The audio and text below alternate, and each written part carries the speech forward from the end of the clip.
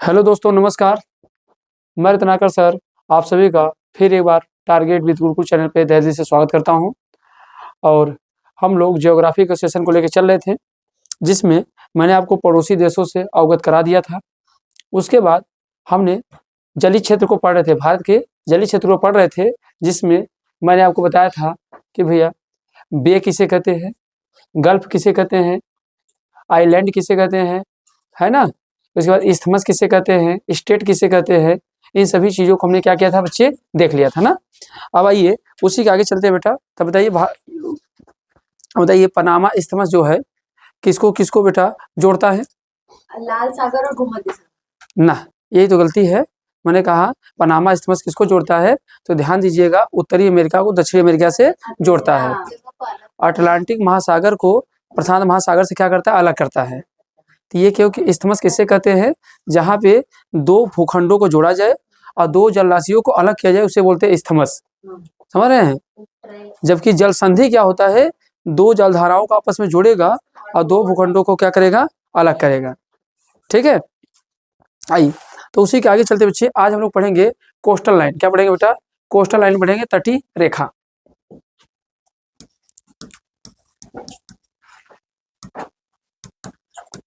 Coastal line, तटीय रेखा।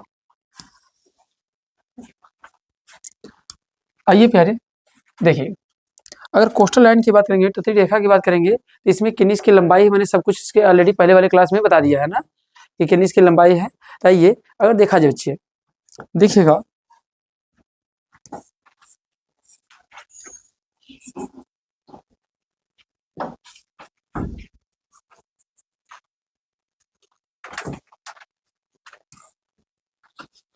अगर देखेंगे बच्चे, तो ये हमारा क्या बच्चे, ये हमारे क्या है, भारत वाला हिस्सा है बच्चे ना। तो देखेंगे भारत का दक्षिण भारत का हिस्सा बच्चे, और जो कोस्टल एरिया मिलेगा वो कहाँ मिलेगा, कहाँ मिलेगा बच्चे, दक्षिण भारत में मिलेगा। क्योंकि इस साइड में अगर आप देखेंगे तो क्या है, अरब सी है बच्चे। इधर पे अगर बात करेंगे तो यहाँ क्या है, अरब सी है। इधर आप लोग को पता है बच्चे, इधर क्या है, बे ऑफ बंगाल है। मेरे साथ आप मैपिंग करते चलेंगे। ये क्या बच्चे हमारे पास है, इंडियन ओशियन है। समझ रहे हैं। तो ये देखेंगे बच्चे, तो आपको पता है कि तटीय राज्य कौन कौन से है ना। तो तटीय राज्य कुल टोटल कितने थे बच्चे, 9 थे ना।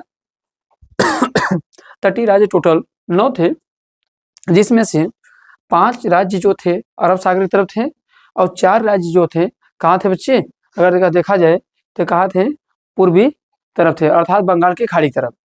तो इधर बच्चे कौन कौन से राज्य थे, अगर इधर की बात करेंगे कौन कौन से राज्य बच्चे, तो यहाँ एक तो था बेटा, कौन सा था, एक तो गुजरात था प्यारे। फिर आपका कौन है, महाराष्ट्र है, महाराष्ट्र है बच्चे। फिर उसके बाद बच्चे ये पूरा क्या है, कर्नाटक है। और इसी कर्नाटक के अंदर छोटा सा जो है बेटा, क्या है आपका, गोवा है। ठीक है, कर्नाटक है। और कर्नाटक के बाद इधर आएंगे तो हमारे पास ये वाला एरिया जो बच्चे, इसको क्या बोलते हैं, केरल। केरल है। इधर जाएंगे बच्चे तो ये हमारे पास क्या है, तमिलनाडु है। ये हमारे पास क्या बच्चे, आंध्र प्रदेश है। ये जाएंगे बेटा तो क्या है, उड़ीसा है। और ये जाएंगे तो आपका क्या बच्चे, वेस्ट बंगाल है। तो ये आपके क्या हो गए, तटवर्ती राज्य हो गए। और 5 तटवर्ती राज्य कहाँ है, अरब सागर की तरफ है। और 4 तटवर्ती राज्य किधर है, आपके बे ऑफ बंगाल की तरफ है। अब कई बार क्वेश्चन बन जाता है बेटा कि कौन से, जैसे महाराष्ट्र है, कर्नाटक है, इन सभी तटों को किन नामों से जानते हैं। तो आइएगा देखिएगा कौन से किसको नाम जानते हैं बेटा। तो अगर मैं आपको कहूँ तो जो ये वाला एरिया है ना, इसे काठियावाड़ का मैदान कहते हैं बेटा। क्या कहते हैं, काठियावाड़ का मैदान। तो ध्यान देना बच्चे, इसको हम लोग क्या कहेंगे, इसे काठियावाड़ का क्या कहेंगे बच्चे, मैदान कहेंगे। वही महाराष्ट्र और गोवा वाले को मिला देंगे बच्चे। अगर देखा जाए, ये देखिए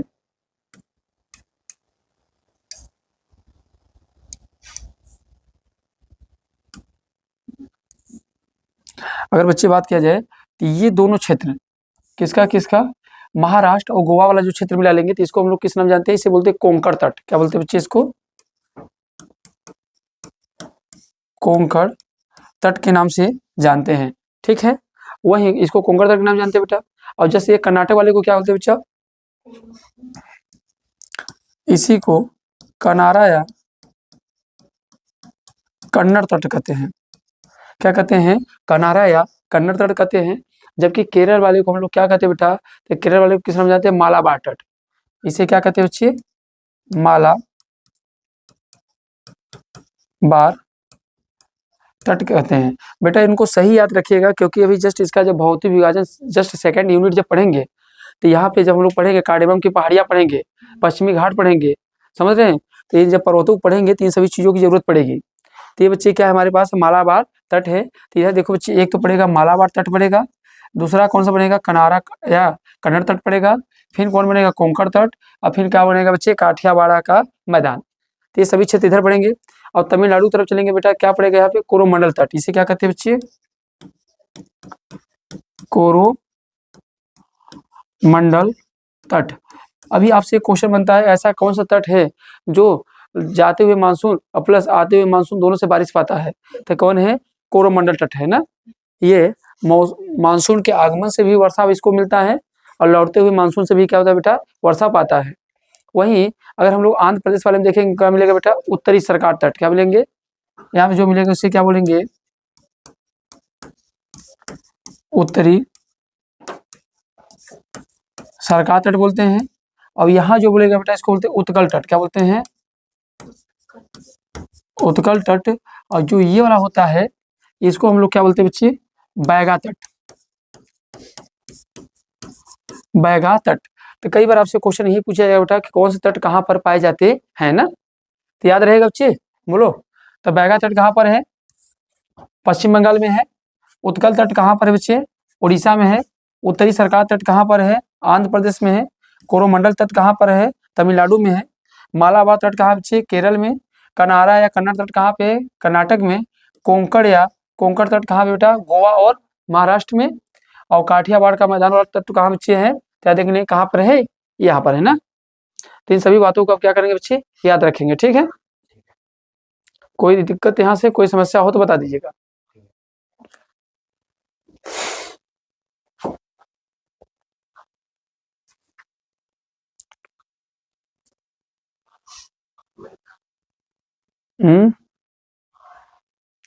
कुछ कह रहे हैं, अगर कुछ कह रहे हैं तो बताइए। हाँ, इसका नाम ही उत्तरी सरकार तट।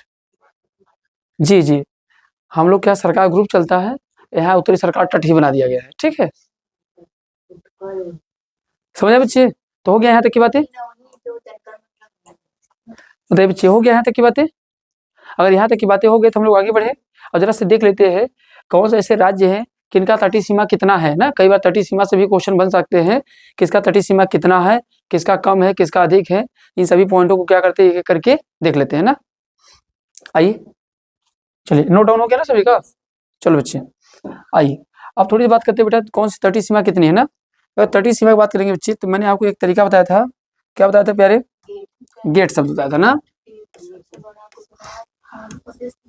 आप इसको ऐसे क्या याद कर लेंगे बच्चे, गेट से। और गेट से याद करेंगे तो जी से बेटा क्या होगा आपका, गुजरात है। और जो गुजरात है तो इसका 1214 कितना बेटा, अगर इसे टोटल लंबाई करेंगे 1214, 1214.70 किलोमीटर है। अगर एग्जैक्ट आप बात करेंगे, वैसे आप याद करिए सिर्फ 1214। तो सर्वाधिक तटीय सीमा इसी का बेटा ना, सर्वाधिक तटीय सीमा। तो सर्वाधिक तटीय सीमा किसका बच्चे, इसी का। फिर दूसरे नंबर पर कौन आता है बेटा आपका, तो आंध्र प्रदेश। क्या होता है बच्चे, आंध्र प्रदेश है। और आंध्र प्रदेश का कितना बच्चे हैं, 973 किलोमीटर है, ठीक।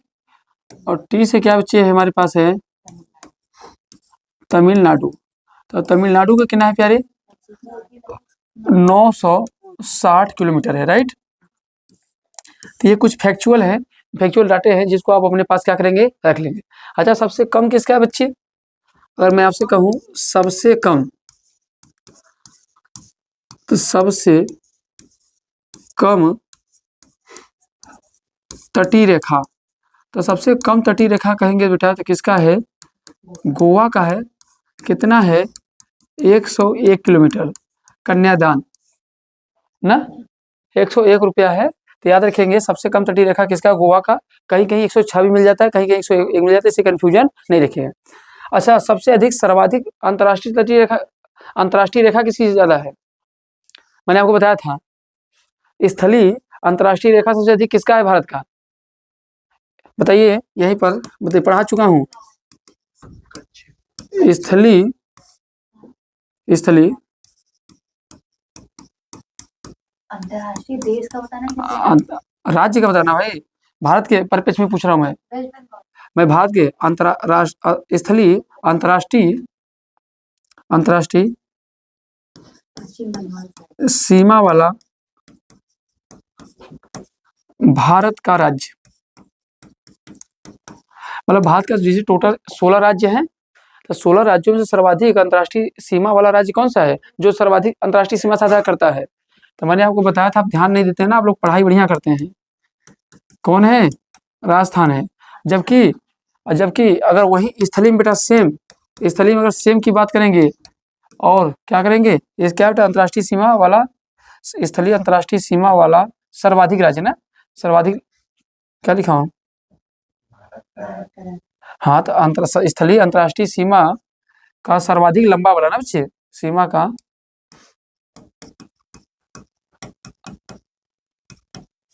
सर्वाधिक लंबा वाला भारत का राज्य कौन सा बेटा, ये बताना था ना। तो लंबा वाला राज्य कहेंगे तो कौन है? राजस्थान है। इसी तरीके से अगर बेटा कहेंगे कि स्थलीय अंतर्राष्ट्रीय सीमा वाला क्या सबसे कम वाला कौन है बेटा? कम सीमा, कम लंबा वाला भारत का राज्य कौन है बच्चे? तो आप याद रख लीजिए कौन सा है? नागालैंड। कौन है? आपको वहां मैं पढ़ाया था तो आपको समझाया था बच्चे। तो अगर पूछा जाए सर्वाधिक भारत का ऐसा कौन सा राज्य सर्वाधिक अंतर्राष्ट्रीय सीमा साझा करता है बेटा, तो सर्वाधिक कौन सा है बेटा? आपका राजस्थान है। और सबसे कम अंतर्राष्ट्रीय सीमा साझा कौन करता है? तो कौन है बच्चे? नागालैंड है। तो बोलो यहाँ तक की बात, कोई दिक्कत कोई समस्या है? तो भारत में कुल कितने बेटा तटीय राज्य हैं? यूटी कितने हैं? तो राज्य नहीं बेटा, टोटल कितने? 4 है ना। तटीय यूटी कितने बेटा है? तो ध्यान देना बच्चे, यहाँ से ये बात क्लियर है बच्चे। और अगला पॉइंट मैं आपसे कहूँ तो अगर पूछ ले भारत के तटीय यूटी कितने बच्चे हैं? 4 है ना। भारत कुल तटीय यूटी कितने बेटा है? कुल 4 है। कौन कौन से बच्चे? तो ध्यान, अंडमान निकोबार है, लक्षद्वीप है, पौंडीचेरी और दादरा हवेली और दमन और दीव। तो याद करिए बच्चे कौन कौन से हैं? एक तो अंडमान निकोबार है, दूसरा कौन है बच्चे? लक्षद्वीप है। अच्छा, इनका देखेंगे बाकी जो द्वीप हैं तो उनका एक बाउंड्री पूरा तरीके से किससे लगता है? एक तरीके से देखेंगे तो स्थल से जुड़े होते हैं, दूसरा जल में होता है। और ये दोनों ऐसे हैं जो पूर्णतः द्वीप के रूप में है। और इनकी बात करेंगे तो पूर्णतः कैसे है बेटा? द्वीप के रूप में है। इसका अगला कौन है बेटा? पौंडीचेरी है। कौन है? पौंडीचेरी है। फिर कौन है बेटा? चौथा कौन है? दादर नगर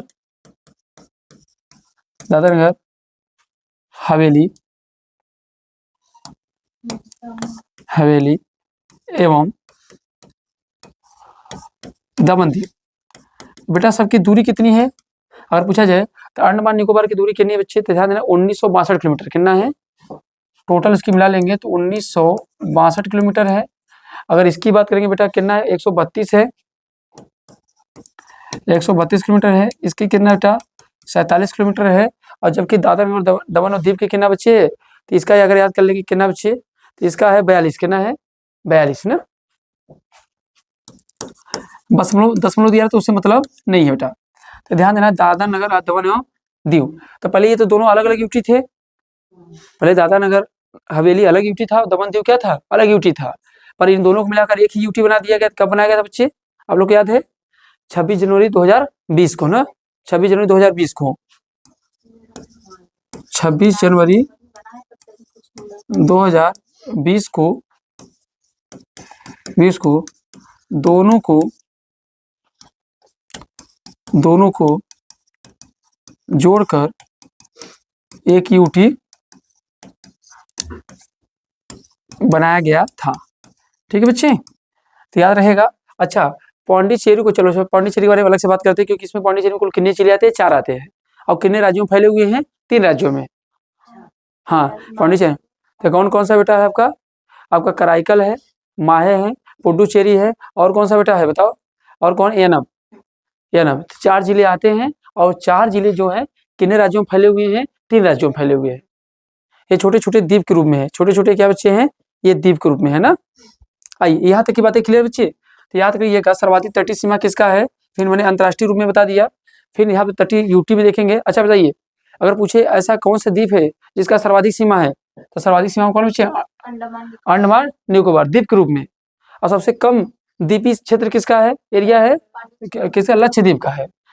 क्योंकि ये पौंडीचेरी जो है क्या है, जैसे ये स्थल हो गया, तो एक तरफ इनका स्थल से जुड़ा हुआ है, दूसरी तरफ द्वीप है, एक तरीके से पानी है। ये पूर्णतः द्वीप के रूप में विकसित नहीं है। चलिए, लक्षद्वीप तो अंडमान से छोटा होगा ना जी, द्वीप में है तो। हाँ, ऐसे समझिएगा। अगर देखें सबसे बड़ा कौन है? अंडमान निकोबार है, और सबसे छोटा द्वीप कौन सा है? लक्षद्वीप है ना। अगर पूछिए सबसे बड़ा द्वीप कौन सा है, ये बेटा इसके बारे में याद कर, सबसे बड़ा द्वीप ना, सबसे बड़ा द्वीप। और ये क्या बेटा? सबसे छोटा द्वीप। अच्छा बेटा, अगर आपसे क्वेश्चन पूछ लूँ एक ठो और यहीं से, अगर मैं पूछूं सबसे बड़ी नदी द्वीप कौन सी है? माजुली। हाँ, सबसे बड़ी नदी द्वीप तो कौन है बेटा? याद कर लेंगे, माजुली है।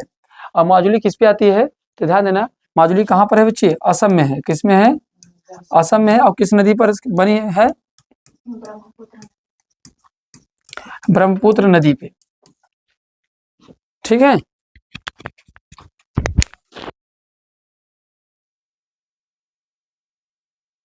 चले, तो यहां तक की बातें क्लियर है बच्चे? आगे बढ़ जाए, नोट डाउन हो गया है? चलो आइए बच्चे, अब थोड़ा सा हेडी बनाइए, पौंडीचेरी के बारे में थोड़ा सा जानकारी अध्ययन करते हैं।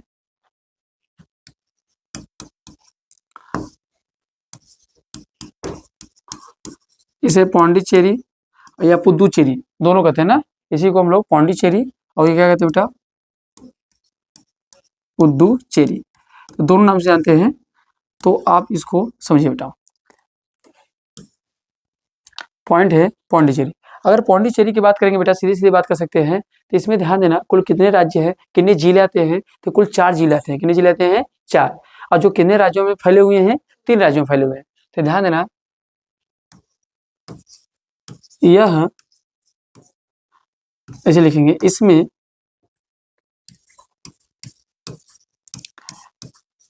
कुल 4 जिले, इसमें कुल 4 जिले आते हैं। कितने जिले आते हैं बेटा? 4 जिले आते हैं। और दूसरा पॉइंट बेटा, इसमें कुल 4 जिले आते हैं। और दूसरा पॉइंट की अगर बात करेंगे बेटा, तो ध्यान कितने राज्यों में फैले हुए हैं? 3 राज्यों में। कितने राज्यों में?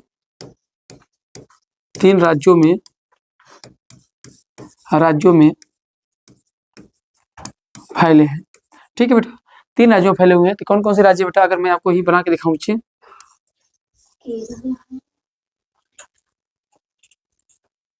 अगर देखा बच्चे, तो आप जानते हो ये वाला एरिया किसका है? केरल का है। ये एरिया किसका है? तमिलनाडु का है। और ऊपर वाला एरिया किसका बेटा? आंध्र प्रदेश का, राइट। और यहाँ देख पा रहे होंगे यही है, तो मैं इसको चलो ऐसे लिख दे रहा हूँ, क्या मतलब है समझो। तो देखो, सबसे पहले बेटा अगर आपको बताओ, तो देखो ध्यान देना है, तमिलनाडु कितने हैं? 2 हैं। तमिलनाडु कितने बच्चे हैं? तमिलनाडु, अगर तमिलनाडु की बात करेंगे बेटा, इसमें कुल 2 आते हैं। एक तो स्वयं आता है कौन? पौंडीचेरी आता है बेटा। और दूसरा कौन आता है इसमें? कराईकल। कौन आता है बच्चे? कराईकल। तो ये 2 अगर जिला पूछेंगे तो किस में आएगा? इसमें आएगा। दूसरा हमारे पास कौन है बेटा, हमारे पास है अगला कौन सा है, तमिलनाडु। कौन है बच्चे, तो तमिलनाडु तो हो गया, तमिलनाडु में कितने आ जाते हैं, 2 आ जाते हैं।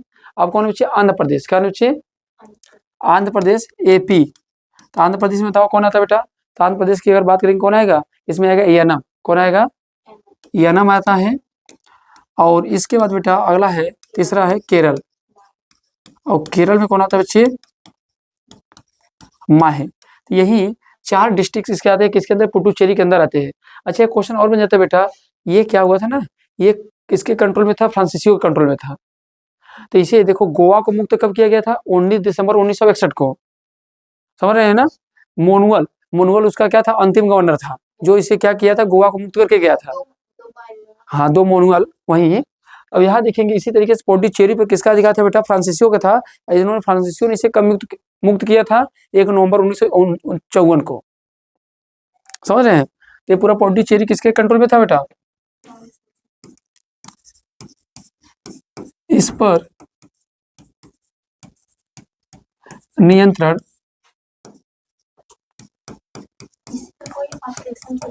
फ्रांसीसियो का, इस पर नियंत्रण फ्रांसीसियो का था, जिसे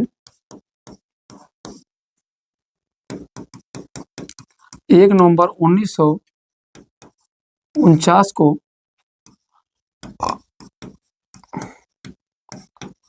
मुक्त कराया गया। मतलब फ्रांसीसी इस द्वीप पर क्या हुए थे, लास्ट तक आजादी के बाद भी क्या बच्चे थे, बने रह गए थे। ठीक है, तो बोलो ये सारे पॉइंट क्लियर बच्चे, कोई दिक्कत कोई समस्या हो तो बताओ बच्चे, किसी को। 1954 क्या बच्चे, क्या बोले, 49, 54, 61 1 नवंबर 1954 को मुक्त कराया गया। हाँ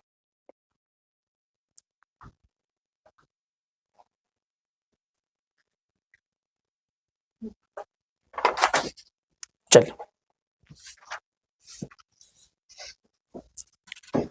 अब ये बच्चे ये समझ गए। अब डालेंगे, आप लोग डालेंगे अनक्लोज, अनक्लोज। अब हेडिंग बनाएंगे अनक्लोज। अनक्लोज क्या होता है समझाते हैं, पहले यहाँ तक की नोट डाउन कर लीजिए, सभी बच्चों को हो गया। चलिए अब डालेंगे बेटा आप लोग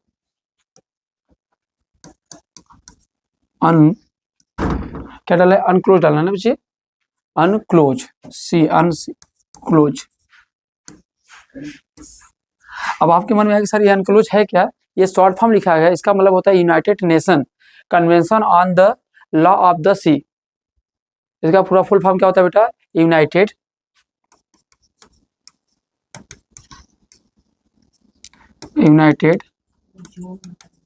क्या बच्चे, हाँ हाँ, United Nations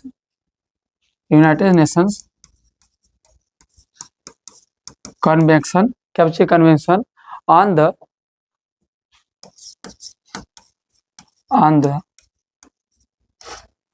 the law of sea. इसका टोटल पूरा बेटा फुल फॉर्म ये होता है ना।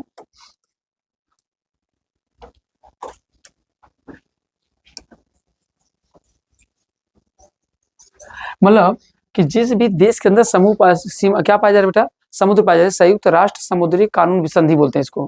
क्या बोलते हैं इसे हम लोग, तो ध्यान देना, संयुक्त राष्ट्र समुद्री, क्या बोलते हैं इसको, संयुक्त राष्ट्र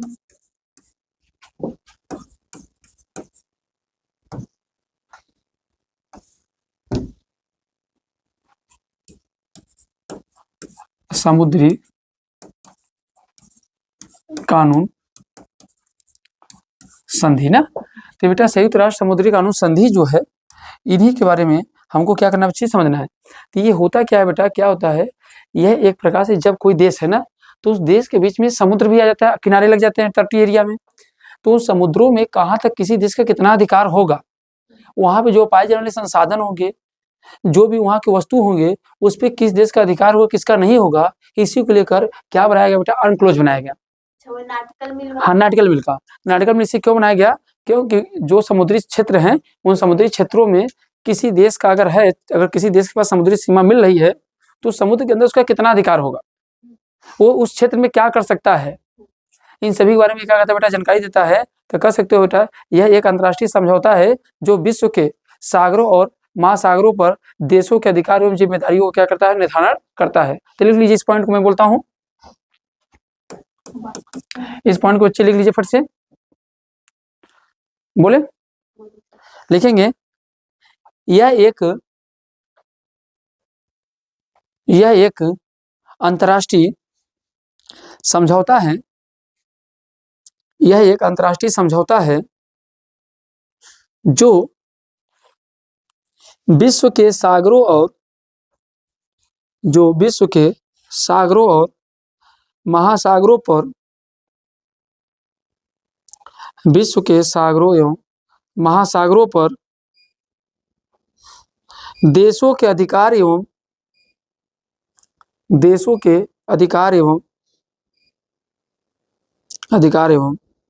जिम्मेदारियों का निर्धारण करता है, जिम्मेदारियों का निर्धारण करता है, जिम्मेदारियों का निर्धारण करता है। ठीक बच्चे, अगर बच्चे ये तो बात समझ में आ गया तो लिखेंगे अगला पॉइंट लिख, इसकी स्थापना कब हुई थी बेटा, तो 1982 में इसकी क्या हुई थी, स्थापना। और पूछ ले स्थापना कब हुआ था बेटा, इसकी स्थापना की बात करेंगे बेटा तो कब हुआ था, 1982 में। और बेटा ये प्रभाव में पूछे कब आया, मतलब इसने काम करना प्रभाव में कब आया था, 1994 में ना। अगर पूछे प्रभाव में कब आया था बच्चे ये, हाँ प्रभाव में आया था नवंबर 1994 में। और दूसरा क्वेश्चन है बेटा इसे भारत ने कब लागू किया था बेटा, भारत, तो भारत की बात करेंगे बेटा तो भारत इसे लागू किया था 1995 में। समझ रहे हैं, तो इस विधि को कौन लागू किया था, 1995 में। अब इनके आधार पे अगर मैं बताऊं तो ध्यान देना, समुद्री संसाधनों को 3 क्षेत्रों में क्या किया गया है, वर्गीकृत किया गया है ना। समुद्री क्षेत्रों को, समुद्री क्षेत्रों में ऐसे लेंगे, समुद्री क्षेत्रों में पाए जाने वाले संसाधनों को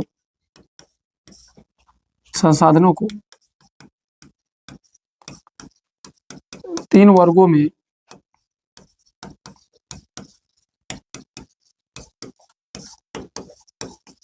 विभाजित किया गया है। ठीक है बच्चे, तो ध्यान देना समुद्री क्षेत्रों में पाए जाने वाले संसाधनों को 3 वर्गों में विभाजित किया गया है। तो कौन कौन से 3 क्षेत्र है बेटा, आप लोग को पता है, आराम से आपको पता है। तो उसमें कुल कितने क्षेत्र आते हैं, 3 आते हैं ना। तो कौन कराते हैं बेटा, एक तो पहला आएगा प्रादेशिक, बोलते बेटा प्रादेशिक क्षेत्र, इसको ध्यान देना क्या क्या नाम जानते हैं ये भी याद रखना। प्रादेशिक क्षेत्र बोलते हैं इसे और क्या बोलते हैं हम लोग, क्षेत्रीय सागर बोलते हैं, क्षेत्रीय सागर बोलते हैं बेटा इसको। इसी का नाम है बेटा, इसी के नाम हम लोग देते हैं क्या, क्षेत्रीय सागर बोलते हैं। और इसी बोलते हैं टेरिटोरियल सी बोलते हैं, क्या बोलते हैं, हाँ टेरिटोरियल सी बोलते हैं। तो इसकी टोटल कितना होता है बच्चे, 12 नॉटिकल मील, कितना होता है बच्चे, 12। दूसरा कौन होता है बेटा, तो दूसरे को बोलते हैं बेटा ना, नहीं इसे बोलते हैं संलग्न क्षेत्र, क्या बोलते हैं बेटा, इसी बोलते हैं सन्निहित क्षेत्र, या इसे बोलते हैं संलग्न क्षेत्र या अविच्छिन्न क्षेत्र बोलते हैं। तो इसको क्या बोलते हैं, संलग्न क्षेत्र बोलते हैं। इसी को बेटा और किस नाम जानते हैं, इसी बोलते हैं सन्निहित क्षेत्र, सन्निहित क्षेत्र बोलते हैं बच्चे। और इसी का और किस नाम जानते हैं, अविच्छिन्न,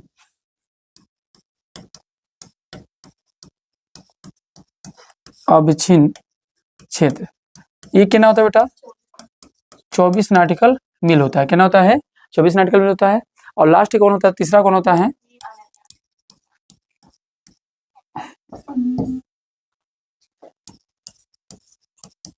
अनन्य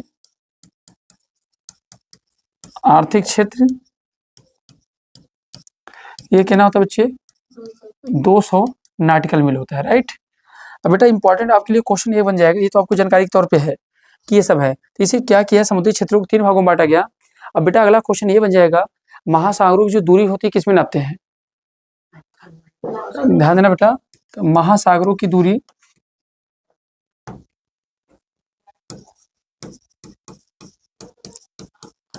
महासागरों की दूरी। तो महासागरों दूरी किसमें आते हैं बच्चे? नाटिकल मील में। अब आपसे क्वेश्चन ये बन जाएगा बेटा, एक नाटिकल मील बराबर कितना होता है? 1852 मीटर। तो ध्यान देना है, एक नाटिकल मील बराबर कितना होता है? 1852 मीटर होता है। और दूसरी क्वेश्चन पूछे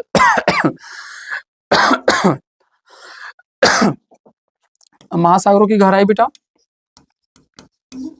महासागरों की गहराई, अगर बेटा महासागरों की गहराई कहेंगे तो किसे नापते हैं? फायदोमीटर से। फायदोमीटर से। अब एक फायदम बराबर कितना होता है बेटा? एक फायदम बराबर कितना होता है? 6 फीट। कितना होता है? 6 फीट। तो ये भी क्वेश्चन बन सकता है। तो फायदोमीटर से क्या नापते हैं? समुद्र की गहराई। और इसके अलावा बेटा एक और है समुद्र की गहराई नापने के लिए, क्या बच्चे? एक तो ये हो गया, और दूसरा याद कर सकते हैं सोनार। सोनार मुख्यतः इसमें किसका प्रयोग करते हैं? ध्वनि का। तरंग होता है, उसके माध्यम से भी गहराई को नाप लेते हैं। तो ये सभी पॉइंट आप लोग याद करेंगे। अब आइए इसके हम लोग देखते हैं कि क्या संरचना इसमें कैसे पाई जाती है ना।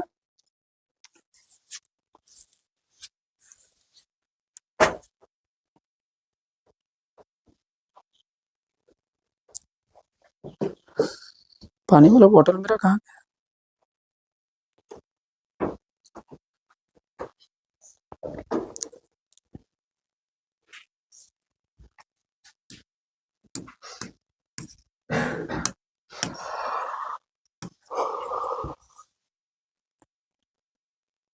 चलेगा, यहाँ तक अच्छी बात होगी। किसी कोई समस्या नहीं ना? आइए अब जरा से इनको देखते हैं कि कैसे इसको क्या डिसाइड करते हैं हम लोग ना। पहले यहाँ तक कर लीजिए आप लोग, सभी का हो गया? चलिए अब बच्चे आगे, अगर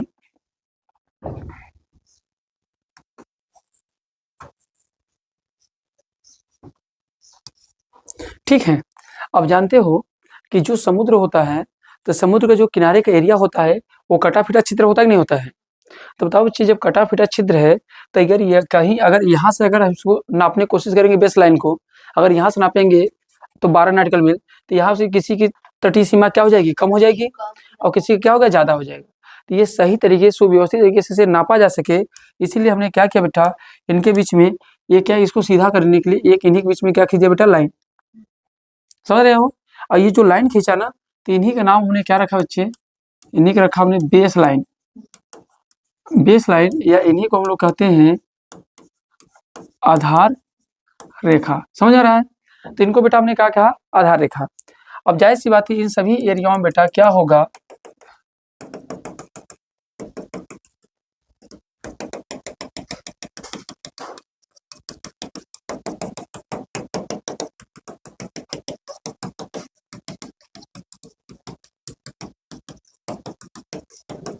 ये सभी क्या बेटा है? सागर है। और ये सभी जब सागर है तो हमने बेस लाइन बना लिया बेटा ना। तो जब बेस लाइन बना लिया तो इस वाले एरिया को हम लोग क्या कहा बच्चे? अभी जो है कि जो इधर पानी एकदम प्रवेश किया हुआ है, इसको हम लोग जानते हो क्या बोलते हैं? इसको बोलते हैं बेटा हम लोग आंतरिक सागर। क्या बोलते हैं? Internal sea. क्या बोलते हैं इनको हम लोग? Internal sea. ध्यान देना, इसको हम लोग क्या बोलते हैं बच्चे?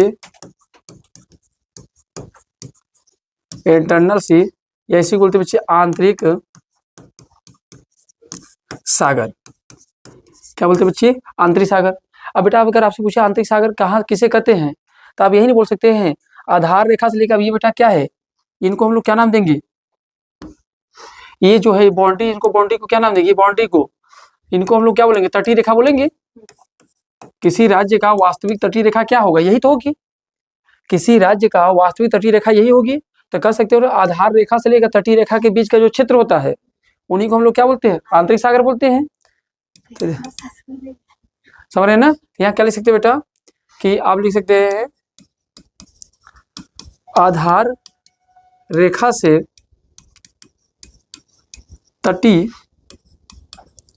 रेखा के मध्य का क्षेत्र क्या कहलाएगा बच्चे? आंतरिक सागर। क्या कहलाएगा बच्चे? आंतरिक सागर। अगर आपसे आंतरिक सागर पूछ लेके बता ले जाएंगे?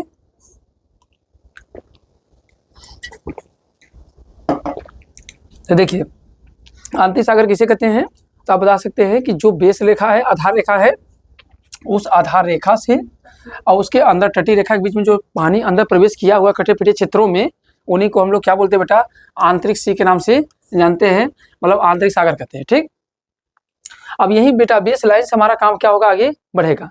तो ध्यान देना बच्चे, थोड़ा समझो यहाँ से, अगर बेस लाइन से हम लोग कितना चलते हैं, 12 नॉटिकल मील, कितना चलते हैं बच्चे, अगर 12 नॉटिकल मील अंदर जाते हैं तो इसी को हम लोग क्या बोलते हैं बच्चे, इसी को बोलते हैं प्रादेशिक क्षेत्र। क्या बोलते हैं बच्चे, प्रादेशिक क्षेत्र बोलते हैं बेटा। और जब यही 12 नॉटिकल मील से आगे बढ़ते हैं, अब कितना जाते हैं बेटा, 24 नॉटिकल मील, कितना जाते हैं, 24 नॉटिकल मील जाते हैं, तो इसी को क्या बोलते हैं बेटा, संलग्न क्षेत्र। क्या बोलते हैं बच्चे,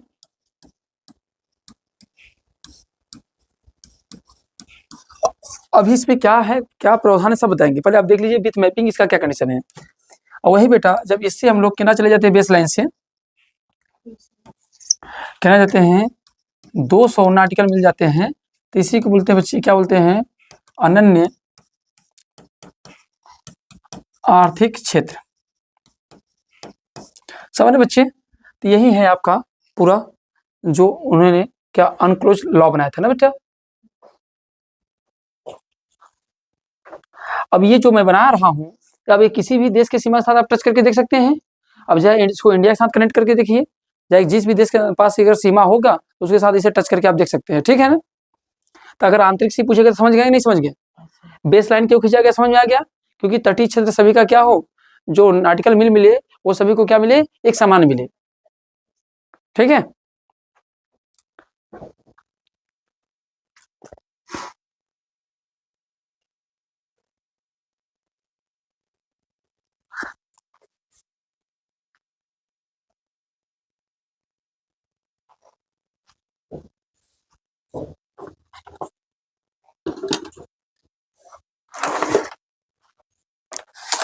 हो गया बच्चे।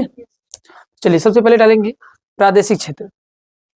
क्या डालेंगे, प्रादेशिक क्षेत्र। अन्य नाम आप लोग जानते हैं, क्षेत्रीय सागर, ये सब अपने से डाल लीजिए, क्योंकि मैंने इसके पहले जस्ट आपको इसके बैक वाली क्लास में मैंने आपको यहाँ पे बता दिया ना, बैक चैप्टर पे, बैक पेज पे आपको बता दिया था ना। सबसे पहले डालेंगे बेटा आप लोग प्रादेशिक क्षेत्र।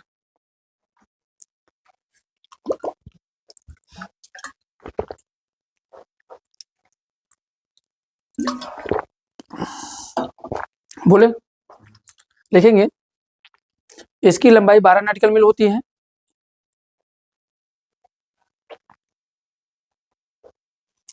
इसकी टेरिटोरियल सी का नाम लिखेंगे बेटा, टेरिटोरियल सी। इसकी लंबाई 12 नॉटिकल मील होती है। यह संप्रभु क्षेत्र है, यह संप्रभु क्षेत्र है, यह संप्रभु क्षेत्र है। अच्छा, संप्रभु मतलब समझते हैं, मतलब संप्रभु मतलब होता है टोटली नियंत्रण उस देश का होगा, समझ रहे हैं। इसके बाद तीसरा पॉइंट संप्रभु क्षेत्र है। तीसरा, बिना अनुमति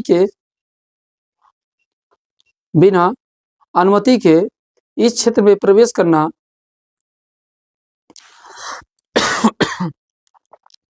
बिना अनुमति के इस क्षेत्र में प्रवेश करना वर्जित है। बिना अनुमति के इस क्षेत्र में प्रवेश करना वर्जित है। ठीक है, मतलब आप इस क्षेत्र में प्रवेश नहीं कर सकते हैं। आप प्रवेश करना है तो उस देश से पूछना पड़ेगा। जैसे जब यहाँ से पुष्पा 2 मूवी में क्या दिखाया गया था, चंदन की लकड़ी कहाँ जा रही थी, श्रीलंका, समझ रहे हो ना। तो यहाँ का जो सिपाही था, क्या नाम था उसका, जो टकला था, शेखावत। तो शेखावत ने क्या किया, उसका समुद्र में पीछा करने की कोशिश किया, पर जैसे ही 12 नॉटिकल मील के अंदर उस पार पहुंचा तो किसका आएगा, श्रीलंका का गया। और श्रीलंका ने क्या करना चालू कर दिया, फायरिंग, क्योंकि उसके टेरिटरी में अगर प्रवेश करना है तो बिना अनुमति के प्रवेश नहीं कर सकते हैं। तो आप कहेंगे पुष्पा कैसे चला गया, मछुआरा, करेक्शन था ना, मछुआरे मछली पकड़ने के, देखो आगे जा सकते हैं पर मछली नहीं पकड़ सकते, ठहर सकते हैं, अभी बताएंगे। क्योंकि जो श्रीलंका और भारत के बीच में है ना, वहां पे ये इसका क्या है, एक अपवाद है। अब जरा सोचो, 12 नॉटिकल मील की अगर बात करेंगे, 24 नॉटिकल मील की बात करेंगे, पहुंच जाएंगे श्रीलंका। 1852 मीटर बराबर कितना होता है 1 नॉटिकल मील। अब सोचिए, हमने अभी आपको पढ़ाया आराम, सेतु की लंबाई कितनी 48 किलोमीटर है। अगर आप भाग दीजिए आपको मालूम चल जाएगा 24 नॉटिकल मील इंटू क्या कर दीजिए 1852, आपको टोटल डिस्टेंस पता चल जाएगा। तो आप देखेंगे पहुंच जाएंगे कहाँ, श्रीलंका के अंदर पहुंच जाएंगे और 200 नॉटिकल मील में श्रीलंका के पार करने लगेंगे। तो ऐसे में क्या हो गया, इस नियम का विवाद हो गया कि नहीं हो गया। आप बताइए, जब दो देश जहाँ सटे हुए हैं तो वहां पे समस्या होगा ना, तो उसके लिए क्या नियम कानून है अभी बताते हैं आपको। तो लिखेंगे बच्चे, तो इसमें लिखेंगे बिना अनुमति के प्रवेश करना क्या बच्चे वर्जित है। अब डालेंगे बेटा, अब डालेंगे संलग्न क्षेत्र। क्या डालेंगे, संलग्न क्षेत्र।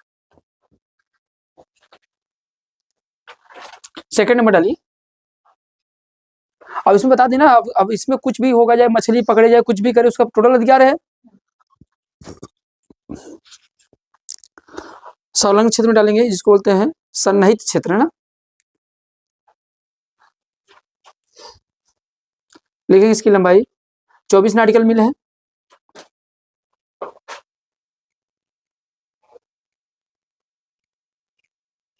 बोले इसके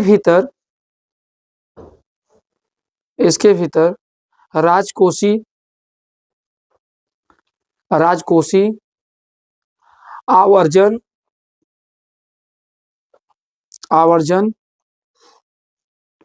स्वच्छता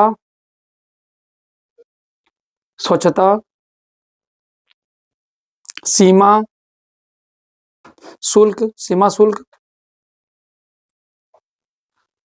शुल्क उल्लंघन को रोकने और दंडित करने का अधिकार होता है।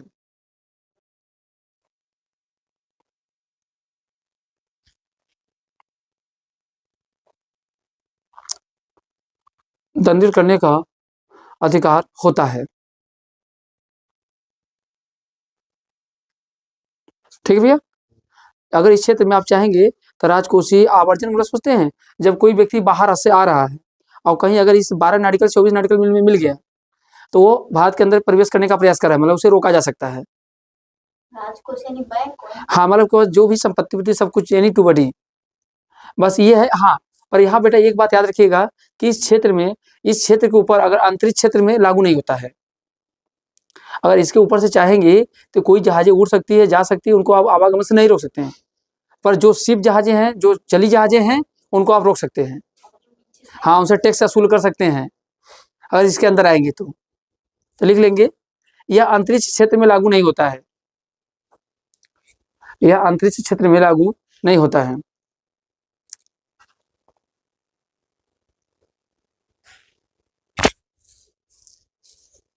लागू नहीं होता है।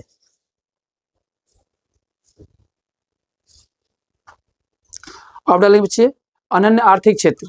तीसरा डालिए, इसको इंग्लिश में ले लेंगे एक्सक्लूसिव इकोनॉमिक जोन।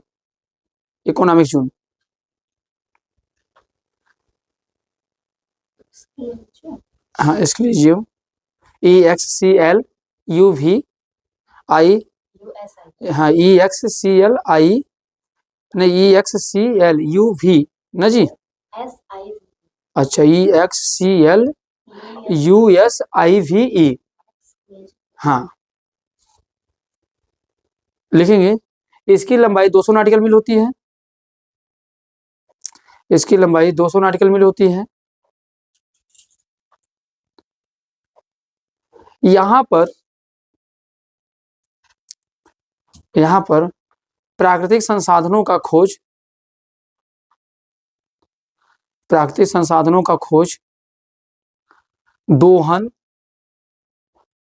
दोहन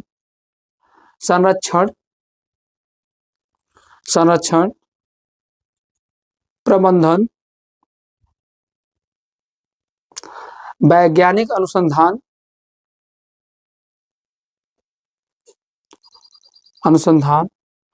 व नए द्वीपों के निर्माण का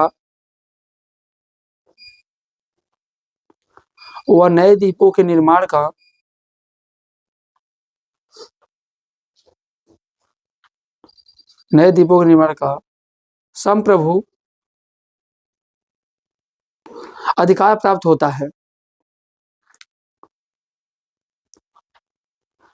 मतलब मेरी बात समझ रहे हैं? इस क्षेत्र में क्या होगा? मतलब सभी मतलब यहाँ पे आप वैज्ञानिक परीक्षण कर सकते हैं, नए द्वीपों को चाहे तो क्षेत्र में निर्माण कर लीजिए, आप प्रशिक्षण केंद्र खोल लीजिए, यहाँ पे कोई आप कोई भी मतलब संसाधन जो भी मिल रहे हैं उनके बारे में आप खोज कर सकते हैं। मतलब 200 नाटिकल मिल के अंदर तक, मतलब वही देश रहेगा कोई और? नहीं, जिस देश का है, जैसे भारत का है तो भारत देश करेगा, जिस देश का पाया जाएगा, ठीक है। उसके 200 नाटिकल बाद का जो क्षेत्र होता है ना, उसे बोलते हैं बेटा उच्च सागर। क्या बोलते हैं उसे? उच्च सागर। और उच्च सागर पे किसका अधिकार होता है? तो अंतर्राष्ट्रीय संस्था उस पर ध्यान देगी ना, तो लिख लेंगे। इसके बाद अगला पॉइंट नोट डाल के लिखेंगे, लिखेंगे 200 नाटिकल मील के बाद के क्षेत्र को 200 नाटिकल मील के बाद के क्षेत्र को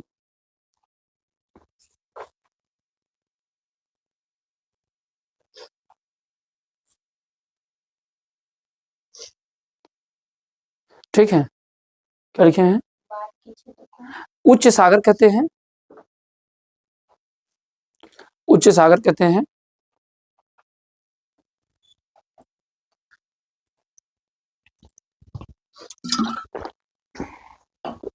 उच्च सागर कहते हैं ना, यहाँ पे अंतर्राष्ट्रीय संस्थाओं का अधिकार होता है। यहाँ पर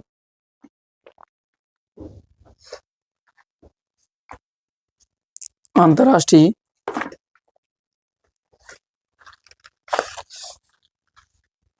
संस्थाओं का अधिकार होता है। ठीक बच्चे, यहाँ तक की बात क्लियर बेटा? अब नीचे एक पॉइंट और लिखेंगे बेटा, अगर मान लीजिएगा, अगर जब दो देशों के बीच में अगर ये सागर आ जाता है तब क्या होगा? तो नीचे लिखेंगे, नीचे लिखेंगे जब अनक्लोज, जब अनक्लोज, अनक्लोज मतलब समझ रहे हैं ना, अनक्लोज दो देशों के मध्य आता है, दो देशों के मध्य आता है, तो इस क्षेत्र में, इस क्षेत्र में,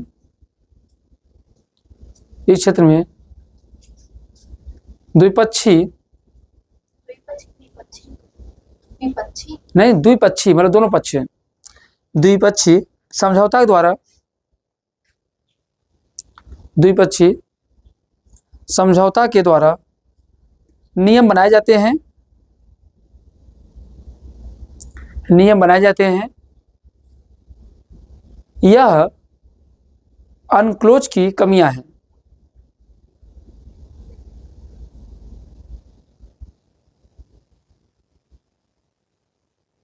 मतलब सोचिए बेटा कि अगर कोई भी, जैसे मान लीजिए हमारे पास क्या बेटा, ये भारत है बेटा, अब ये भारत है बेटा, अब यहीं पर अगर मैं बात करूं, ये हमारे पास क्या बेटा, श्रीलंका है। अब ये श्रीलंका है, अब ये भारत है, अब इधर बेटा क्या पीओके है, तो भैया इधर भी तो सागर है, यहाँ भी तो सागर है ही नहीं है। तो लोग जब इधर से मान लीजिए मछली पकड़ने गए, इधर से मछली पकड़ने गए, तो इधर पाकिस्तान है, इधर भारत है, इन दोनों का नाटिकल के बीच में क्या हो रहा है, टकरा जा रहा है। तो टकरा जा रहा है तो ये हुआ कि भैया अब इस क्षेत्र का डिसाइड आप दोनों लोग खुद मिलकर करिए। अब बताइए, जबकि अनक्लोज नियम क्या है, सागरों के बारे में बना है, महासागरों के बारे में बना है। तो इन्होंने जब दो देशों की अगर नाटिकल बिल टकरा रहे हैं, सागरी क्षेत्र टकरा रहा है, तो उसके बारे में क्या प्रावधान, उन्होंने कुछ नहीं बताया। उन्होंने कहा दोनों देश, जिस देश का टकरा रहा है वो अपना समझौता कर ले और समझौता करके डिसाइड कर ले। तो ऐसे ही बेटा भारत और पाकिस्तान बीच में एक का है कच्चा तीबू द्वीप है, क्या नाम है, कच्चा तीबू द्वीप, और इसको लेकर हमेशा विवादित रहता है। अक्सर करके मछुआरे जब वहाँ से वहाँ चले जाते हैं, जैसे कच्चा तीबू द्वीप है ना, तो आप चले गए हैं ना, तो आप मछली नहीं पकड़ सकते, पर आप ठहरना चाहे तो ठहर सकते हैं। पर ये लोग करते क्या है, और ठहरने गए मछुआरे रुके हुए हैं तो उनको जबरदस्ती फंसा दिया जाता है कि मछली पकड़ने आए थे, और इस कारण उन्हें क्या करते हैं, अपने जेलों में क्या करते हैं, कारावास में डाल देते हैं। तो एक बड़ी समस्या ये भी है बेटा इसकी, समझ रहे? हुआ चाइना से, हाँ। मुझे लगता नहीं तो भारत और चाइना से बहुत ही अरे भाई झगड़ा किसी से भी हो सकता है ना, तो लिख ली बेटा यहाँ पे, लिखेंगे, एक पॉइंट लिखेंगे और नोट लिखेंगे। लिखेंगे कच्चा तीबू द्वीप, कच्चा तीबू देश द्वीप भारत व पाकिस्तान के मध्य भारत व पाकिस्तान के मध्य विवादित द्वीप है, विवादित द्वीप है, विवादित द्वीप है। इस क्षेत्र में, इस क्षेत्र में भारतीय मछुआरे, भारतीय मछुआरे रुक सकते हैं परंतु मत्स्यन नहीं कर सकते हैं, परंतु मत्स्यन नहीं कर सकते हैं।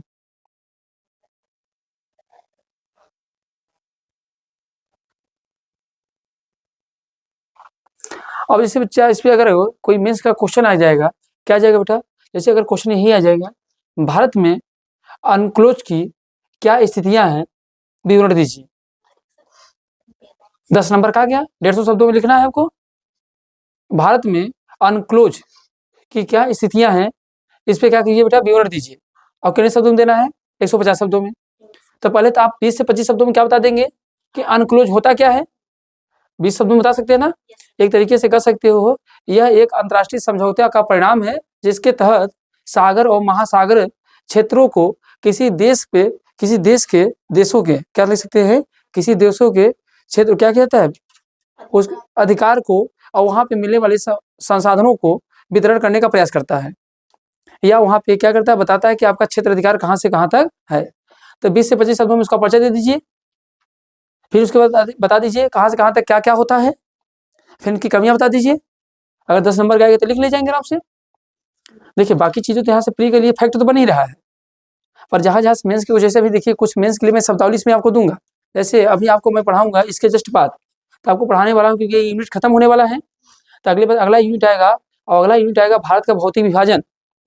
पर भारत का भौतिक विभाजन पढ़ाने से पहले आपको पढ़ाऊंगा भूगर्भिक चट्टानों के बारे में, भारतीय भूगर्भिक चट्टानों के बारे में, कि भारत में कौन कौन सी चट्टान पाई जाती है। जैसे धारवाड़ की चट्टानें पाई जाती है, कैरेबियन की चट्टानें पाई जाती हैं, समझ रहे हैं। जो हमारे यहाँ चट्टानें पाई जा रही हैं, कुडप्पा की चट्टानें पाई जाती है, बिंद की चट्टानें पाई जाती हैं। तीन चट्टानें कब बनी हैं, इनका टाइम पीरियड क्या है, इनसे भी क्वेश्चन बन जाते हैं, ठीक है। इनको मैं बताऊंगा। इसके बाद हम लोग क्या पढ़ेंगे, भौतिक विभाजन। तो ये थोड़े बहुत जो छोटे मोटे बचे हुए पॉइंट है उनको भी फटाफट क्या करते बच्चे देख लेते हैं ना, एक्स्ट्रा पॉइंट के तौर पे। आइए, यहाँ तक की बात क्लियर है सभी बच्चे को। चलिए अब बेटा थोड़ा सा मैं आपसे पूछ रहा हूँ, आप लोग को इससे याद होगा, आप लोग पढ़े लिखे बच्चे हैं ना। बताइए बेटा, लैंड लॉक स्टेट बताइए कौन सा है, लैंड लॉक स्टेट। बेटा अगर आपसे पूछा जाए इस लैंड लॉक स्टेट कौन कौन है प्यारे, तो आप जानते हो लैंड लॉक स्टेट पहले कहते किसे हैं, मतलब जिन राज्यों की सीमा जल या मतलब अंतर्राष्ट्रीय सीमा, मतलब अंतर्राष्ट्रीय सीमा साझा न हो, मतलब अन्य देशों से उसकी सीमा साझा न रही हो, वो मतलब एक देश का स्थल, इसी को हिंदी में बोलते हैं स्थल रुद्ध राज्य। मतलब जिनकी बाउंड्री किसी कंट्री से, मतलब किसी सागर से, किसी देश से टच न करती होगी, तो उन्हीं को हम लोग क्या बोलते हैं बेटा, लैंड लॉक स्टेट बोलते हैं। तो ऐसे आपके यूपी में कौन कौन से राज्य, मतलब भारत में, तो एक बेटा कौन सा है आपका, एमपी है। फिर कौन है बेटा आपका लगा है, एमपी हो गया, छत्तीसगढ़ हो गया, फिर कौन हो गया बच्चे, झारखंड हो गया, और कौन हो गया बेटा, तेलंगाना हो गया, तेलंगाना, और फिर कौन हो गया बच्चे, ये 4 श्री हरियाणा, और एक यूनियन टेरिटरी है दिल्ली। ध्यान देना। अगर यूटी की बात करेंगे बेटा तो कौन है आपका, दिल्ली है ना। और यूटी में बात करेंगे बच्चे हमारे पास कौन है, यूटी को लेकर पूछेंगे तो आप बता देंगे कौन है बच्चे, दिल्ली है ना, तो याद रखिएगा। तो ये सभी कैसे हैं, लैंड लॉक स्टेट हैं। अब थोड़ी सी बात कर लेते हैं, बताइए भारत का ऐसा कौन सा राज्य है जो भारत के ही सर्वाधिक राज्यों के साथ सीमा साझा करता है, भारत का ही ऐसा कौन सा राज्य है जो भारत के ही सर्वाधिक राज्यों के साथ सीमा साझा करता है।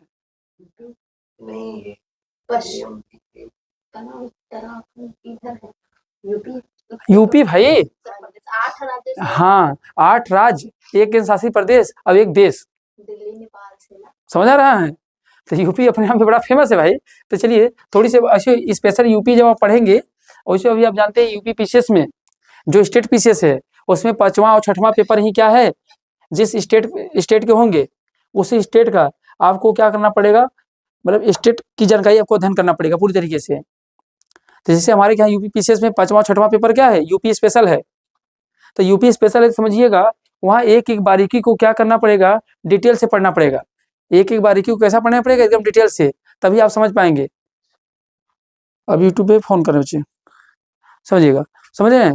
तो एक एक बारीकी को क्या करना पड़ेगा, ध्यानपूर्वक एकदम क्या करना पड़ेगा, उच्च पढ़ना पड़ेगा, क्योंकि 5वां 6वां पेपर कितने का हो गया, 500 नंबर का हो गया है, मतलब सिर्फ यूपी स्पेशल 500 नंबर का हो गया है।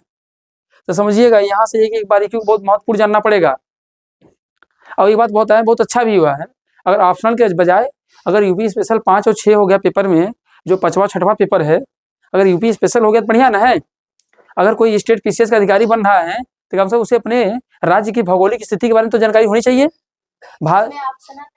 नहीं, स्टेट पीसीएस में ऑप्शनल खत्म हो गया है ना, केवल अब यूपीएससी में ऑप्शनल है। तब स्टेट पीसीएस में अब क्या हो गया है, जिस राज्य के होंगे उसी राज्य का आपको स्पेशल पढ़ना पड़ेगा। जरा सोचिएगा 5वां 6वां पेपर जो होगा, जो यूपी राज्य के बारे में सिर्फ क्वेश्चन पूछा जाएगा, तो कितना बढ़िया है। कम से कम नहीं कुछ है तो आपको यहाँ की भौतिक स्थिति के बारे में पता होना चाहिए। यहाँ की अगर देखा जाए भौगोलिक स्थिति क्या है, यहाँ की राजनीतिक स्थिति क्या है, सामाजिक स्थिति क्या है, समझ रहे हो, आय के क्या क्या सोर्स है। तो भैया यहाँ के बारे में, क्योंकि आप यहाँ अधिकारी बनेंगे तो यहाँ की अगर आय को बढ़ाना है तो कैसे बढ़ाएंगे, तो कम से कम यहाँ के बारे में जानकारी तो होना चाहिए। इसीलिए बेटा इसका क्या किया, वेटेज को क्या किया, बढ़ा दिया गया है। तो डिटेल तो पढ़ेंगे, पर आइए थोड़ी सी यूपी की बात हो गई है तो यूपी से थोड़े क्वेश्चन बना ही लेते हैं। यूपी, तो बेटा सबसे पहली बात, यूपी से सबसे इंपॉर्टेंट क्वेश्चन बन जाएंगे, ध्यान देना बेटा। इससे 8 राज्य बेटा, एक यूटी प्लस एक देश। तो यूटी कौन सा लगता है बेटा आपका, तो आप जानते हो कौन लगता है बेटा, दिल्ली लगता है। एक देश कौन लगता है बच्चे, नेपाल लगता है। अब अगर राज्यों की बात करेंगे बेटा, राज्य कौन कौन से लगते हैं, तो इसको कैसे याद करेंगे बेटा, जैसे मान लो बेटा ये यूपी है ना, ये यूपी है, तो मैं इस तरीके से आपको बना दे रहा हूँ, पूरा मैप नहीं बना रहा बेटा, ध्यान समझो, यहाँ मैं इस तरीके से बता रहा हूँ जिससे आप समझ जाएंगे। अब बच्चे इस साइड में क्या है बेटा, सबसे पहले आप देखेंगे तो इधर क्या है बेटा, बिहार, क्या है, बिहार है। बिहार के बाद इधर क्या बच्चे हमारे पास क्या है, झारखंड है। झारखंड के बाद क्या बेटा हमारे पास है, छत्तीसगढ़ है बेटा। छत्तीसगढ़ के बाद इधर क्या बेटा हमारे पास क्या है, एमपी है, पूरा ये लगा हुआ है। एमपी के बाद इधर क्या बच्चे हमारे पास है, राजस्थान है, क्या बच्चे, राजस्थान है। इधर क्या बच्चे हमारे पास क्या है, हरियाणा है, क्या बच्चे, हरियाणा है। ऊपर जाओगे क्या बेटा है, हिमाचल प्रदेश है। अब इधर जाओगे बेटा क्या है, यूपी है, यूके है। अब इन्हीं के बीचों बीच में क्या है बेटा आपका, नेपाल है। अब यही हरियाणा और यूके, इन दोनों के बीच में बेटा आपका क्या मिल जाएगा, सॉरी इस तरफ करो, हरियाणा और राजस्थान के बीच। एक मिनट बेटा, यहाँ मिलेगा, यहाँ पर आपका क्या बच्चे, आपका दिल्ली है, समझ रहे हैं। तो इस तरीके से देखेंगे तो कौन कौन हो गया, बिहार, झारखंड, छत्तीसगढ़, एमपी, राजस्थान, हरियाणा और हिमाचल प्रदेश और उत्तराखंड। अब बाकी दिल्ली है, उधर क्या बच्चे है आपका, नेपाल है। तो ये सभी स्टेट से टच करने वाले, ये सभी 8 राज्यों से टच करता है बेटा। अब ये किसे करता है, एक यूटी से करता है, एक किससे करता है, देश से। अब ये क्वेश्चन होता है इसी यूपी का एक जिला है कौन बेटा, सोनभद्र, जो 4 राज्यों से टच करता है ना। तो यूपी का बेटा अगर बात करेंगे यहीं पर, अब बेटा क्या है हमारे पास है, अगर सोनभद्र को बना लोगे बेटा, सोनभद्र को कौन कौन टच करता है, इधर जानते हो क्या बच्चे है, बिहार है। इधर क्या बच्चे हमारे पास है, झारखंड है। इधर क्या बेटा हमारे पास है, छत्तीसगढ़ है। और एपी इधर क्या बेटा हमारे पास है, मध्य प्रदेश। तो ये 4 राज्यों से बाउंड्री कौन टच करता है, सोनभद्र। तो आपसे क्वेश्चन पूछ सकता है सर्वाधिक राज्यों से स्पर्श करने वाला जिला कौन सा है, तो जिला कौन है बेटा, सोनभद्र है। और किसका जिला है बेटा, आप लोग को पता ही है ना, यूपी का जिला है। ये क्वेश्चन और पूछता बेटा, यूपी का मतलब कि यूपी के कितने जिले एमपी के साथ सीमा साझा करते हैं, मतलब ये भी पूछ सकता है ना, 8 राज्य है ना, तो 8 राज्यों में से कौन सा राज्य एमपी से बाउंड्री ज्यादा, मतलब कौन से राज्य ऐसे हैं जो यूपी के सर्वाधिक जिलों के साथ सीमा साझा करते हैं, तो कौन है बच्चे, एमपी। अब एमपी से कुल कितने जिले स्पर्श करते हैं बेटा, 11। कौन करते हैं, 11। तो ये जरा इनको भी देख लें बेटा। अगर इनको देखने की कोशिश करोगे तो ध्यान देना, मैं मैप तो नहीं बना रहा हूँ, पर आप पकड़ते चले जाना बेटा, ऐसे समझिएगा।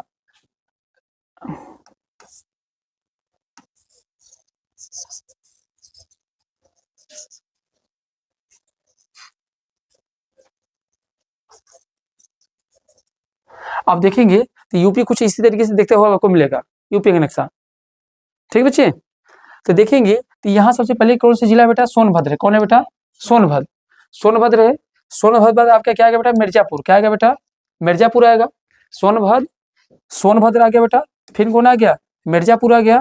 मिर्जापुर बाद कौन आएगा बच्चे, प्रयागराज। कौन आएगा बेटा, प्रयागराज। तो ध्यान देना, सोनभद्र, मिर्जापुर, फिर कौन आएगा बेटा, प्रयागराज। अब प्रयागराज बाद आओगे तो कौन आएगा, चित्रकूट। कौन आएगा, चित्रकूट। चित्रकूट बाद कौन आएगा बच्चे, बांदा। तो यहाँ चित्रकूट हो गया, बांदा, याद करो। सोनभद्र, मिर्जापुर, प्रयागराज, चित्रकूट और कौन आ गया बेटा, बांदा। अब बांदा के बाद अगर आगे बढ़ोगे तो कौन आएगा बेटा, बांदा बाद आएगा महोबा। कौन आएगा बच्चे, इसी के ऊपर क्या होगा बच्चे, महोबा। तो ये होगा महोबा। महोबा किसके लिए फेमस है बच्चे, पान के लिए। फिर आओगे बेटा, क्या है, ललितपुर। ये क्या बच्चे, ललितपुर है। और ललितपुर के बाद जाओगे तो क्या होगा, झांसी। क्या बच्चे, झांसी। झांसी, ये हो गया झांसी। और फिर हो गया बेटा जालौन, जे झांसी, जालौन हो गया। और लास्ट में बेटा आप किसको बता दोगे बेटा, इटावा और आगरा। इटावा और आगरा। हाँ, ललितपुर यूरेनियम के लिए बेटा फेमस है। तो मैं यही भी आपको लिखवा दे रहा हूँ, कौन कौन से जिला टच करते हैं एमपी से बेटा, तीन तरफ से एमपी से घिरा हुआ है ना, और यूरेनियम के लिए बेटा फेमस है। तो सबसे पहले कौन आएगा बच्चे आपके पास, सोनभद्र आएगा। फिर कौन आएगा बच्चे आपका, हाँ मिर्जापुर, दक्षिणी राज्य है ना, दक्षिणी जिला है, मिर्जापुर है। फिर कौन है बेटा आप लोग का, प्रयागराज है बेटा। फिर कौन है, चौथा कौन है बेटा, प्रयागराज में कौन है, चित्रकूट आएगा। चित्रकूट आएगा। फिर कौन आएगा, चित्रकूट के बाद कौन आएगा आपका, बांदा आ जाएगा। क्या आ जाएगा बेटा, बांदा। बांदा के बाद कौन आ जाएगा बेटा, महोबा। कौन आ जाएगा, महोबा। महोबा, महोबा बाद कौन आएगा, ललितपुर। कौन आएगा बेटा, ललितपुर। और ललितपुर बाद अगर बेटा बात करेंगे तुम्हारा कौन आएगा, झांसी। फिर आएगा जालौन। फिर क्या आएगा, झांसी।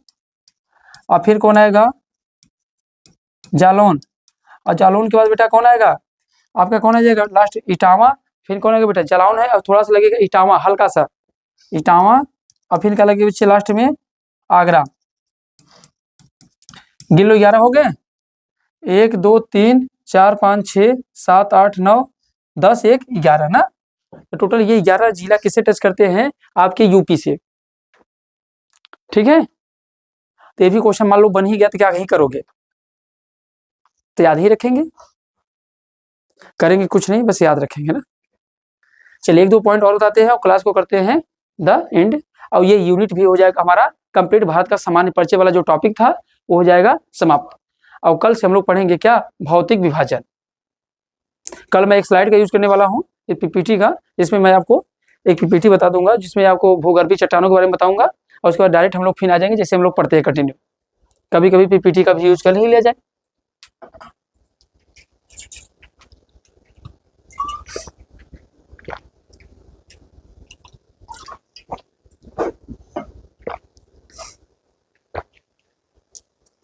चलो बेटा, हो गया।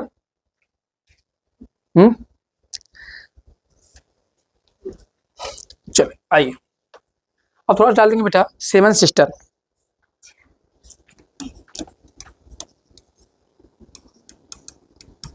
सेवन सिस्टर, 7 बहनों का देश।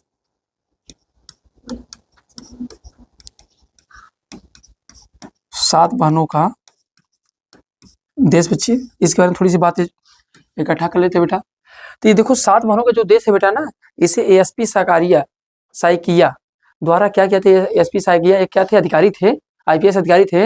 इन्होंने क्या किया था बेटा, 7 बहनों का दर्जा दिया था ना। तो याद रखेंगे, एएसपी साइकिया, एएसपी क्या नाम है इनका पूरा बेटा, साइकिया। साइकिया द्वारा इन्हें 7 बहनों का दर्जा दिया था बेटा। अब ये 7 महीने कौन है बेटा, आप कह सकते हो ना एक तरीके से, पूर्वी राज्य।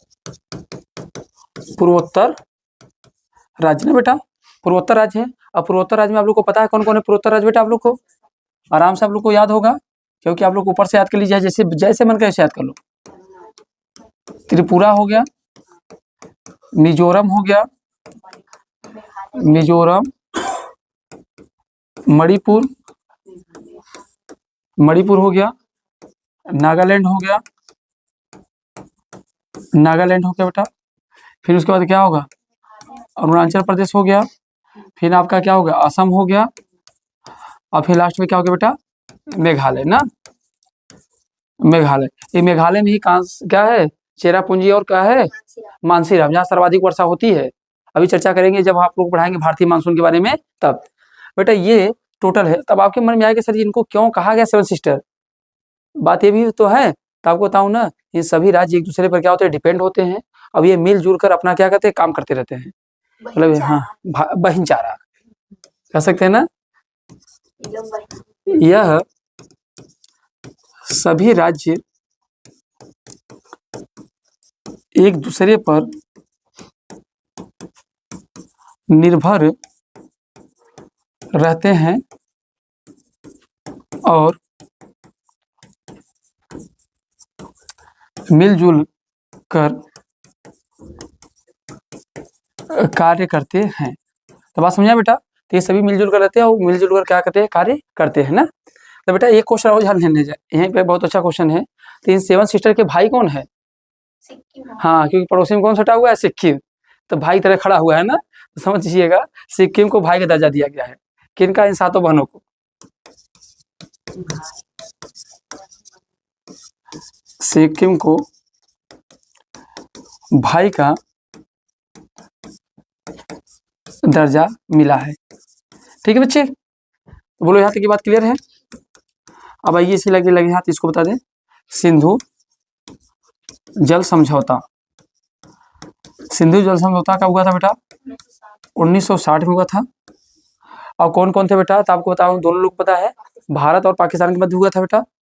किसके बीच में हुआ था, भारत और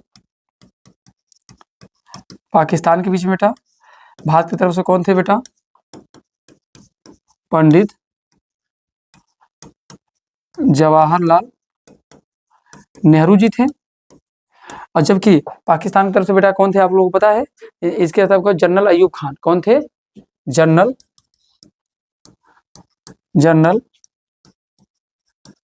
अयूब खान, कौन थे बेटा, जनरल अयूब खान। इसमें क्या हुआ था बेटा, कुल 6 नदियां है ना। अब जाएंगे जम्मू कश्मीर में, जाएंगे जम्मू कश्मीर से लेकर नीचे तक आएंगे तो कुल कितनी नदियां बेटा, 6 नदियां हैं। कौन कौन से हैं, सिंधु, झेलम, चिनाब। सिंधु है, सिंधु झेलम क्या बेटा है, सिंधु है, उसके बाद कौन है बेटा, झेलम चिनाब ना, सिंधु झेलम चिनाब। और उसके बाद बेटा अगला क्रम कौन है, राबी ब्यास सतलज, कौन है, राबी ब्यास सतलज ना। तो ये टोटल नदियां थी बेटा। 3 में किया गया, ऊपर की 3 नदियां नीचे की 3 नदियों को अलग कर दिया गया। और इसमें ये हुआ कि जो ऊपर की 3 नदियां हैं, तो इनका जो जल होगा, अब इनका जो जल होगा, इसमें क्या है, इनके जल का 80% कौन यूज करेगा बेटा, पाकिस्तान। कौन यूज करेगा, पाकिस्तान। और 20% कौन यूज करेगा बेटा, आपका इंडिया। आपको बताऊं कि इंडिया, और जो नीचे का जल हो, नीचे की 3 नदियां हैं बेटा, तो इनमें से 80% जल कौन यूज करेगा बेटा, इंडिया। कौन करेगा बेटा, इंडिया।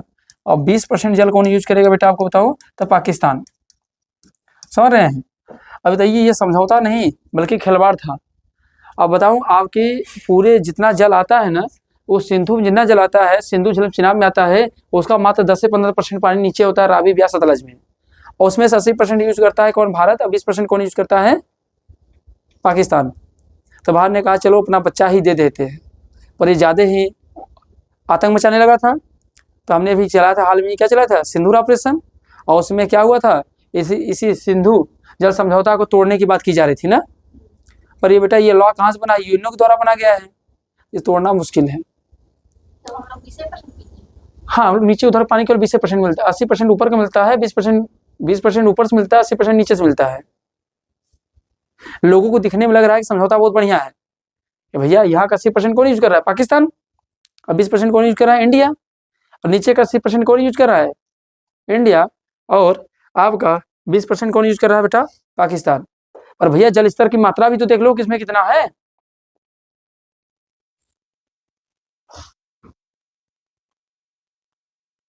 ठीक है,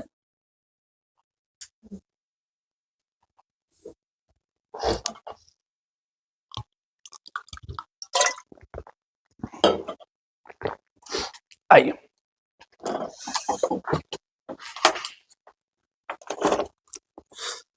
तो देखिएगा, जो हम लोग फर्स्ट यूनिट लेके चल रहे थे बेटा, फर्स्ट यूनिट में क्या लेके चल रहे थे बच्चे हम लोग, यूनिट फर्स्ट में हम लोग लेके चल रहे थे भारत का सामान्य परिचय ना बेटा, भारत का सामान्य परिचय। हमको लगता है कि इसमें कम से कम आप लोग ने 20 पेज तो पढ़ ही लिया होगा बेटा, कम से कम सामान्य परिचय में आप लोग के नोट्स में 20 पेज तो बन ही गए होंगे लगभग। तो हमने सामान्य परिचय को क्या किया बेटा, पूरी तरीके से कंप्लीट कर लिया। अब अगला हमारा यूनिट जो है बेटा, यूनिट नंबर 2 है, और यूनिट नंबर 2 में हम लोग किसको पढ़ने वाले हैं, इसमें हम लोग पढ़ेंगे क्या, भारत का भौतिक विभाजन। और इस भौतिक विभाजन को देखेंगे, इसी में हम लोग क्या पढ़ेंगे, पर्वत पढ़ेंगे, मैदान पढ़ेंगे, पठार पढ़ेंगे, समझ रहे हैं, पर्वत, मैदान, पठार, इसके बाद द्वीप और तटीय राज्य, इन सभी क्षेत्रों को क्या करने वाले बच्चा, पढ़ने वाले ना, इसी मरुस्थल सबको पढ़ने वाले हैं। तो ये भी अपने आप में यूनिट क्या बेटा, बड़ा है, तक इसको क्या करेंगे, अब अगले क्लास में मिलेंगे, तब तक के लिए आप सभी को जय हिंद, जय भारत।